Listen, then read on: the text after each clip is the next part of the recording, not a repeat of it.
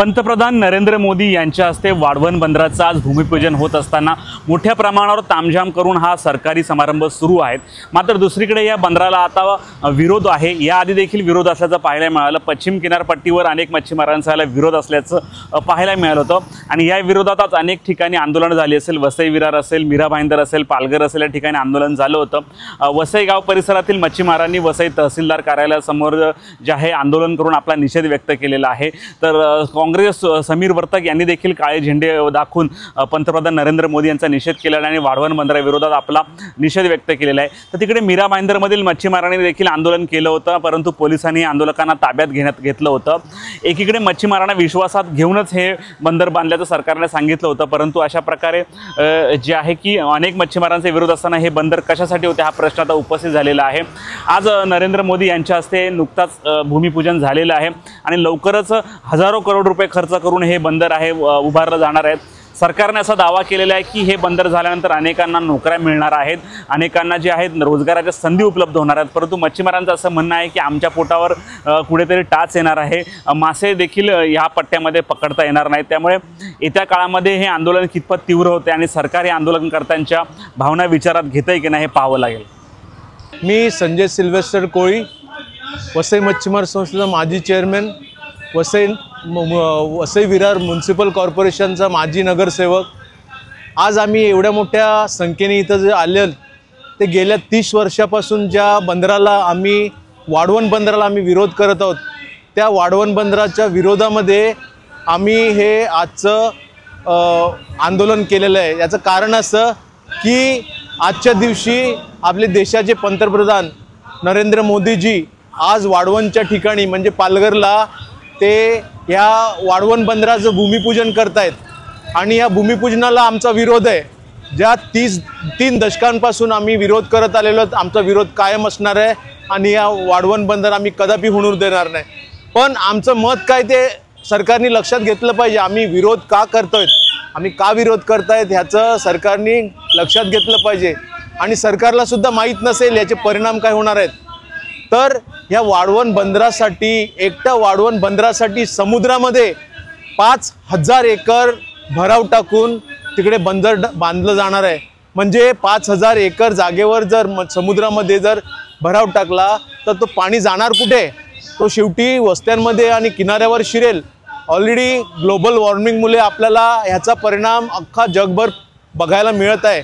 आता हे 5000 एकरमध्ये अशा पद्धतीचं भराव टाकून करणार, तिकडची जैवव्यवस्था आहे, तिकडे कोरल्स आहेत, याचा देखील सरकारने भान ठेवलेला नाही।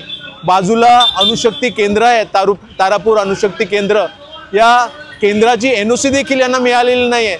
अनेक NOCs ज्या एन्व्हायरमेंटल आहेत त्या देखील त्या डिपार्टमेंटवर प्रेशर टाकून त्या मिळवलेल्या आहेत, म्हणजे कायद्यानं त्या मिळवलेल्या नाहीत। या 5000 एकर शिवाय 17000 एकर हा समुद्रामध्ये हा राखीव क्षेत्र असणार आहे का त्या बोटी नांगरण्यासाठी, बोटी अँकरिंगसाठी।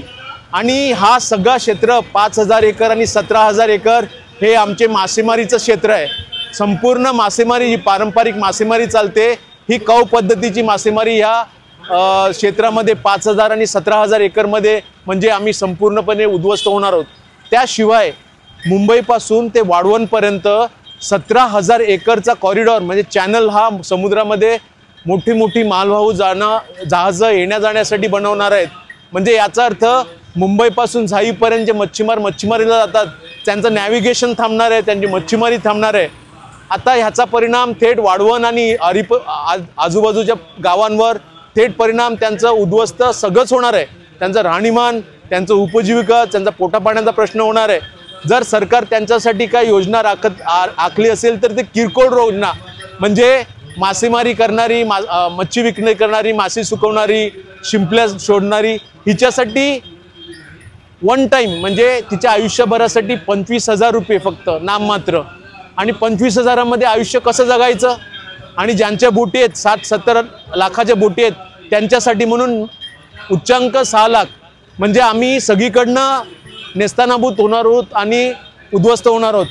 आता ह्यासाठी म्हणून हे आजचं आम्ही संपूर्ण झाईचा म्हणजे महाराष्ट्राचा मच्छीमार, झाईपासून ते मुंबईपर्यंत मच्छीमार ह्यांना शाबूत ठेवण्यासाठी, यांची उपजीविका राखून ठेवण्यासाठी आता सरकार म्हणतं की आम्ही 2 कोटी जॉब्स देऊ, पण आम्ही जॉब्स कुठे मागत नाही ना, आम्ही स्वयंसोयी आम्ही धंदे स्वतःहून उभारलेले आहेत.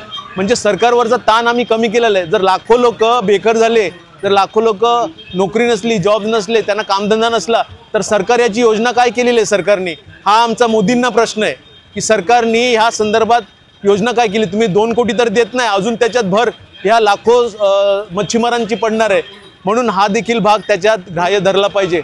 आज सरकारने VPPL वाढवण पोर्ट प्रायव्हेट लिमिटेड म्हणजे ऑलरेडी त्यांनी प्रायव्हेट लिमिटेड करून टाकली, अदानीला देऊन टाकली. म्हणजे हे काय, म्हणजे सरकारचं काय गणित आहे की नाही? 140 कोटी जनतेचं मी लाल किल्ल्यावरून 15 ऑगस्ट आणि 26 ऑगस्टला 140 कोटी जनतेला संबोधतात. कशासाठी संबोधतात? हां, तर हे 140 कोटी जनतेचं त्यांनी भान ठेवलं पाहिजे. निव्वळ 22-26 धनधानग्यांचं, भांडवलदारांचं नव्हे. तर ह्या जनतेला सांभाळून घेण्यासाठी आम्ही मोदींना विनंती करतो की वाढवण बंदर रद्द करा. धन्यवाद.